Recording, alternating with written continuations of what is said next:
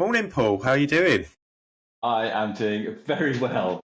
Yes, because it's the 22nd of December, isn't it? So it's nearly Christmas and things have got really quiet. Yeah, so it's good. Yeah. It's good, which is great. How about you? Yeah, very good, very good. Lots of excitement in the Five Ash household with the kids. So we're all set. 3 days to go. Yeah, very excited, very excited. Are you on the naughty or nice list though, Paul? That's what I want to know. That's a very good question. I think I'm firmly on the nice list. I Yes. would, I would agree. I would agree that you definitely are. And obviously, the time of year we're at, things are starting to quiet down a bit. But what have you been up to this week? Have you been It out and about? is. It is quite, do you know, it's actually been sane in the last week and it's been brilliant because I don't know about you, but I've had time to think. And it's been a development week. So there hasn't been a great deal of delivery in the sense of I've got to get this report out or presentation out or project out.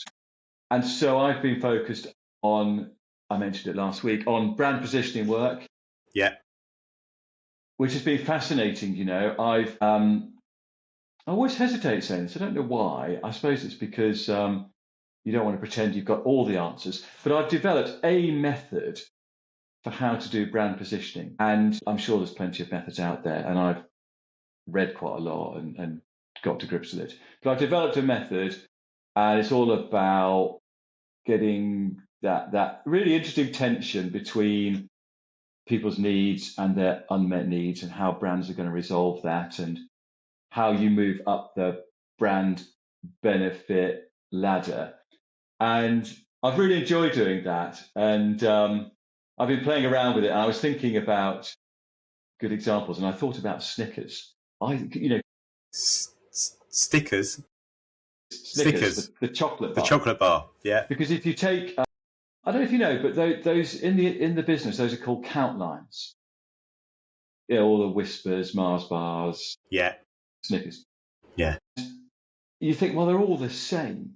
But I Yeah. thought, well, Snickers, not the only one, but Snickers have done a very good job, I think, of positioning themselves as the one you want when you're not quite feeling yourself because you're a bit hungry. And that led me to, I just did a bit of digging around to say, what's better for you, a Snickers bar or a banana?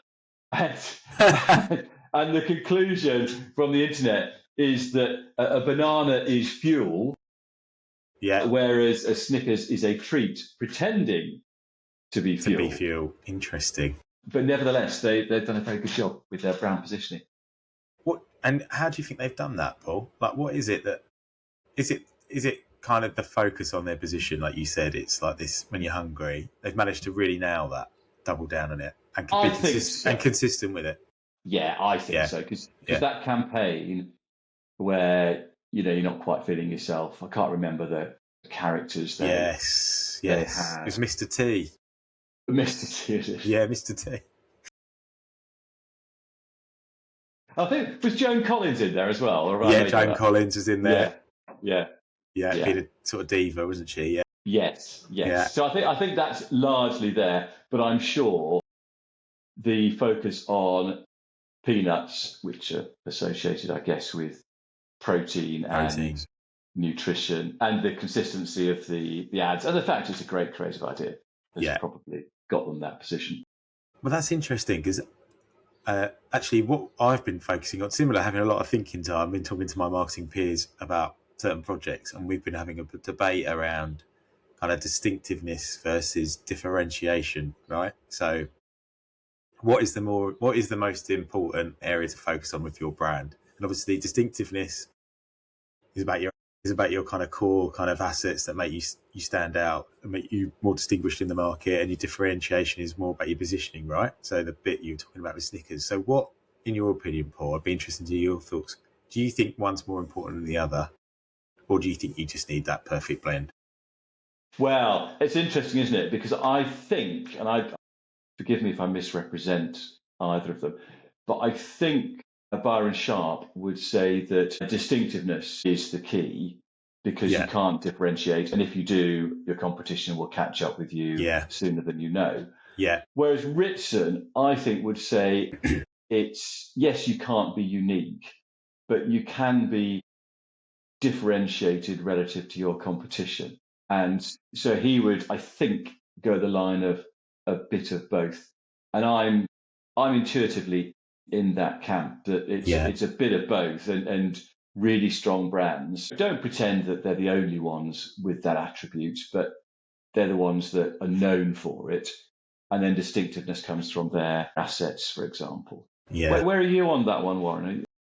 I'm in a similar position, I think. I see Byron Sharp's kind of viewpoint on this in regard to it's hard to differentiate because someone will always kind of catch up and copy. So you need to be distinct to really kind of stand out. And I guess thinking from my perspective in the charity sector, there are, areas where there is a bit of overlap. So having that distinctiveness is really, really important. So I'm probably in a little bit of the distinctiveness camp at the moment. I'm probably edging more towards that. But you've given me a bit of food for thought, I think, around the differentiation and the Ritson angle. So yes, I'm somewhere around the distinctiveness, I think, at the moment. Really interesting. I wonder if in the charity sector there's not more opportunity to be differentiated, simply because there's so many ways that one can be charitable. Yes. And so many areas you can support, right? Yeah, exactly. So many causes, so many opportunities to help. Yeah. But I suppose the argument would be that if you pick anyone, then what's to prevent somebody else coming along and taking exactly the same territory? So distinctiveness counts. Yeah, it's interesting. Interesting. That's a debate we can continue as you kind of do more work on this. Until the end of time. Until the end of time. Go on, I was going to say one other interesting topic, which I touched upon, I think, last week, but I talked about some more at the weekend because I met a very interesting chap who's an agency planner, and we talked about this whilst walking around the Sussex Hills. Nice. Walk and talk. Walk and talk. And we were talking about, is marketing a force for good? Kind of agreeing that it was when done well, but when you get bad actors, then it's not so good. If it's marketeers, maybe that's a resolution for 2026. Maybe we focus on being a force for good and meeting unmet needs successfully, as opposed to creating unnecessary needs that I am definitely addressing. Obviously, I'm definitely in that camp because obviously my background is charity sector, but I do agree. Actually, there's more in the marketing world that could be done as a force for good, and I think there is something about that as we go into 26. I like that. We could pick that up again potentially about how meeting unmet needs rather than this stuff we don't need. Basically, I think there's something in that. Maybe. I mean, maybe yes, that's right. Maybe we focus on how can marketing solve world peace. Maybe not that much, but but yes, that might be an interesting one. Taking a marketing perspective to some of the bigger challenges that face us. I don't know. Interesting. Yeah, I mean, charity is the perfect example, right? That is where you're trying to meet a need, right? And that requires a level of trying to promote the work that you're trying to do to the world and to those who might be interested in supporting that need. So, or where they might have been affected or impacted by that. So fundamentally, charities are trying to do that, and I guess corporations do. Lots of corporations are working with, and lots of brands are working with charities to help kind of fulfill those needs and work. You see big brand partnerships with charities over the years to try and kind of raise awareness and raise the message together in partnership. So there are lots of people out there doing it from a charitable perspective, but maybe we could broaden that conversation out in the future. Yeah. And kudos to all the brands that are supporting charitable work. I mean, they do it often quite quietly. Yes. But good for them. And let's hope that we can. Yeah, let's think about this some more in the new year. Could be really interesting. And what else have you seen this week then, Paul? Have you seen anything else that's caught your attention? What else have I seen? Do you know, I was thinking about this and I nearly said nothing because I've not been that involved in media. I've not been watching much telly or listening to much radio or playing around much on social media. But then I thought, aha, it's been staring me in the face. So what occurred to me is this. Let me ask you a question. What do you think is the biggest brand at Christmas? Do you know what my first instinct was to say then? What? Because it's the advert is talked about every year was John Lewis, but I know it's not going to be that. That was the first thing that came into my head, which means they must be doing something right? But yes, the biggest brand at Christmas, I can't think, Paul. I can't think. There's a clue in the question, because the biggest brand at Christmas is the brand Christmas. Of course. You know what? As I was saying it, I thought it's got to be Christmas, right? Santa. It is Christmas. Now, I was thinking about this because it is, I don't know if this is the thing, but it's an open source brand. And I was thinking distinctive assets. I mean, how good a list is this? So we've got Father Christmas, stroke Santa, in no particular order. Holly, it's got noise, carols, crackers, roast turkey, nativity. I mean, we could go on, couldn't we? That is. And is this your opinion, or have you looked this up, Paul? Or have you just kind of come up with this? Well, it is my opinion, so it does carry very limited weight. But you're right, though. It's could be used as an example of, perfect branding almost, couldn't it? Like, maybe, the distinctive assets, Maybe, and the question is, who owns the brand, right? Yeah. Who owns it? So I was thinking about this. Religion, churches. Yeah. Owns the brand. Tiers, we have a lot. Coca-Cola being a good example. Retailers, retailers, entertainment providers. Yeah. There's probably more, but they've all got a stake in it. They're all influencing it. They're all making it happen. Interesting. But you know what? Yeah. Well, on that note, my thing I've noticed this week, which was staring me in the face, and I didn't really think about it until I kind of saw an article about it, was the Christmas #1. So I don't know if you pay much attention to this, Paul, but I used to. Obviously it was I think it probably was a bigger thing back in the day, right? So everyone sort of would focus on who's going to be #1 at Christmas in the music charts, right? This year it's Kylie Minogue. So she's got this song called Xmas, which, like, I won't go into the kind of the dance routine associated to that, but she's managed to secure Christmas #1, which with a new Christmas song, and there's not many these days, right? No. We don't get many of them, so it's quite nice. But she had partnered with Amazon Music to have kind of exclusivity. So when you ask Alexa to play a Christmas music or Christmas songs, her song was more than likely going to come up first because they've got this deal. So she's going to get more streams, essentially. So it just got me thinking about Christmas #1 and the kind of authenticity around it. And actually, like, will you ever see kind of one of these unknown artists or sleeper hits kind of hit the #1 spot if kind of the bigger acts and bigger brands are kind of partnering up with the Spotifys and Amazons of the world to do these exclusive deals, essentially? Yes.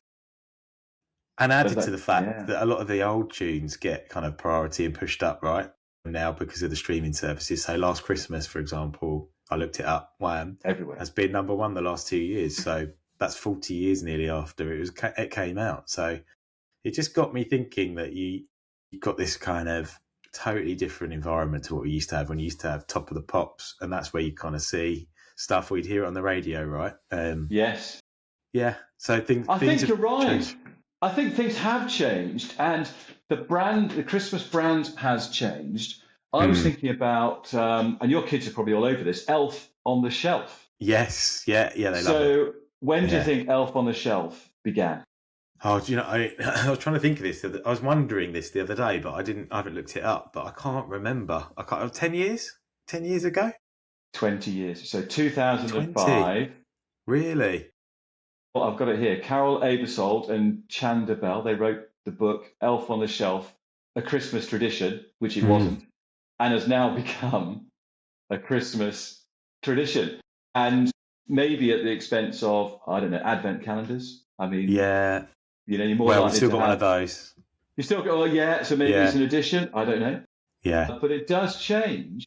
Yeah. And so Christmas is clearly not fixed. And No. I wonder, I was thinking about this, and I thought, if you were in charge of the Christmas brand, would you be looking for? I mean, the obvious thing is to remove the seasonality, Yeah. and I'm thinking perhaps you could do Christmas at Easter. Yeah. So Yeah. you get that could work quite well. Yeah. Or Christmas Valentine's, Yeah. bring it into February.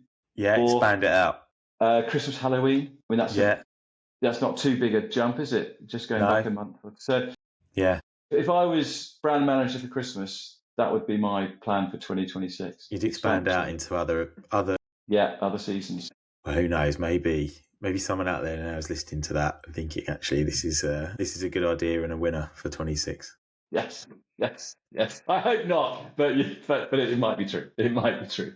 And I would ask you what you're up to this week, Paul, but I'd imagine you're doing something Christmas Day and you've got plans and you're not working, so there's probably not. Yeah, I'm finishing off a project on Christmas Day. No, I'm not. Yeah. So there's a bit of tidying up this week and a bit of playing, and I think it's important that we take a rest. Yeah. Although rest takes many forms. So rest for me is there will be a park run on Christmas Day. Love park run. Really? Yeah. So that'll be good. And there's going to be a bit of cycling and a lot of golf. I'm going away to play golf. Oh, nice. Over New Year. How about you? What's happening in your house? So Christmas at our house. We're hosting on Christmas Day.